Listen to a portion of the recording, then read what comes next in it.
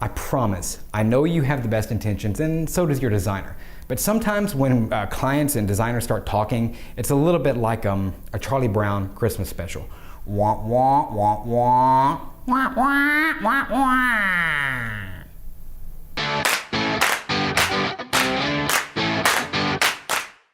Hey everyone, and thanks for tuning in to a new episode of Q and Answers.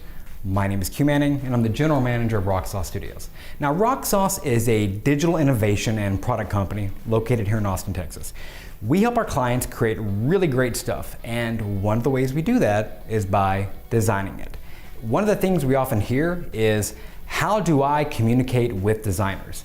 So in today's Q and Answers, that's what we're going to answer. So number one, let's just get down to it. Sometimes it's hard to explain what you want to a designer. For clients it is, but hell, I'm a designer myself that runs a design and digital innovation company. Sometimes it's hard for me to explain what I want to my designers. It's like we're speaking completely different languages. And sometimes it's a matter of getting really frustrated because a designer will take what they've heard from me, they'll go out, they'll use their various different pieces of software, they'll come up with a design, show it to me, and it completely misses the mark. What happens then is that I have this natural impulse to start pixel pushing.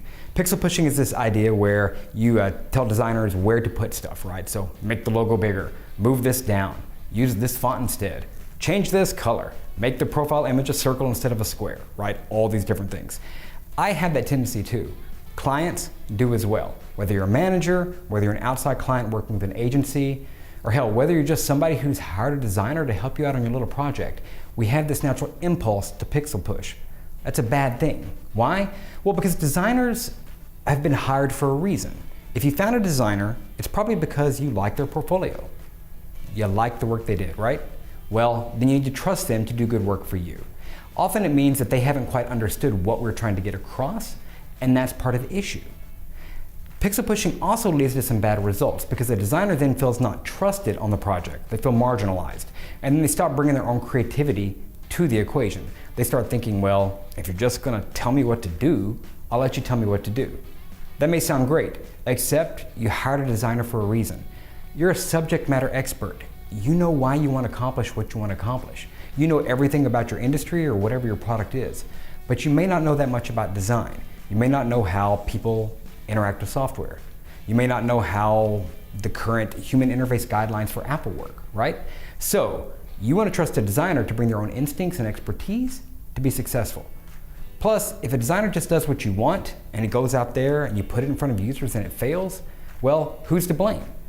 A lot of times a designer will still shoulder that blame even though they didn't put their own creativity into the design, because maybe they should have pushed back harder and told you just what wasn't right and wrong.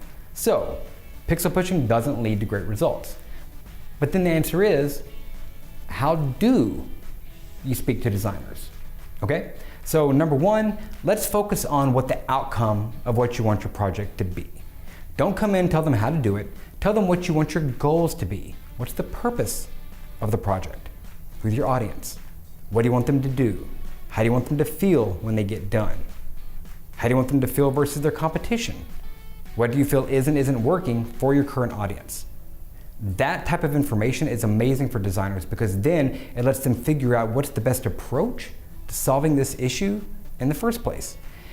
Then you need to make sure that a designer, when they go out, they'll get some feedback from users. And you need to make sure that you listen to that feedback. This one's tough for everyone. I have an issue with it myself because I have a designer who will go out, give feedback, and it will be counter to what I want to do. But I have to listen because that feedback from a user set is really all that matters. The goal is to have people use your product, not just to come up with something that you hope is going to be successful, right? Listen to that user feedback and listen to why the designer interpreted that feedback the way they did, because that's a really important thing in the long run, okay? So inevitably though, you're going to have some thoughts on the design and you're going to want revisions. And there's nothing wrong with that. Just because a designer gives you something doesn't mean they have heard everything you've said, but it also doesn't necessarily mean they've hit that nail on the head the way you want them to. Again, you're the subject matter expert. But rather than starting to pixel push and tell them where things should go, focus on the feeling of what doesn't work. When you look at it, how does it make you feel? Why doesn't it help you get the goals across? Why do you feel it's not doing its job, right?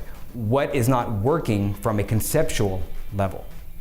So if you're looking at it thinking, oh man, I'm playing with this and I just feel that our branding isn't quite coming across. Don't tell them to make the logo bigger. Just tell them you don't feel the brand is strong enough. They will then play with a few different things, put it in front of you and some users to see what's going to help that brand punch up even more. Maybe you feel your message is getting lost and no one's going to read the text. Well, rather than telling them to make the font bigger, tell them that problem. Say, hey, I think our message is getting lost and I don't know what to do. What do you think? Designers will take that back, interpret that feedback, and bring you an answer to that problem. It's about solving an issue, not necessarily doing exactly what they're told. Again, you've hired these experts for a reason, trust in them to do what they want. And of course, if a designer ever brings you designs, which they should, the number one thing you need to do is ask questions. If something's not working right and you don't quite know why, ask them. Say, hey, you made this a white logo instead of the colored logo we have. Why'd you do that?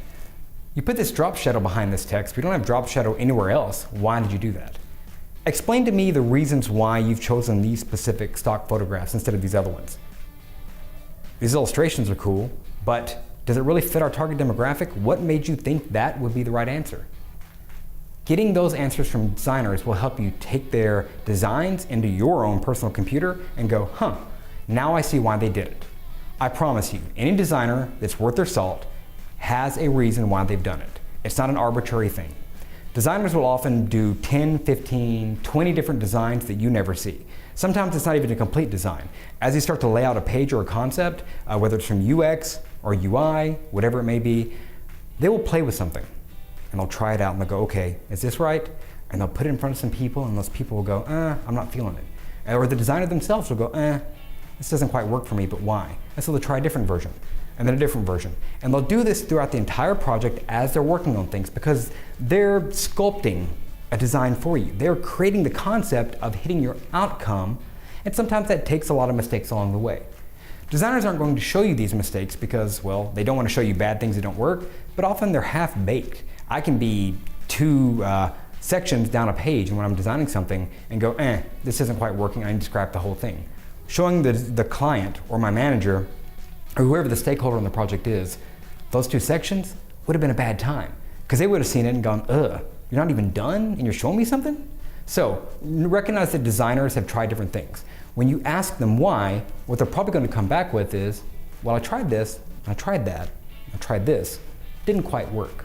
But here, I was getting good results. Here, I feel we're doing a better job of driving the user's face to look down the page, right? Not just focus up and down. I figured this was better than making them scroll endlessly.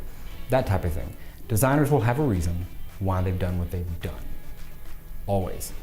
Now, of course, it's not just your job as the manager or the client to pull this information from a designer. It's their job to also tell you.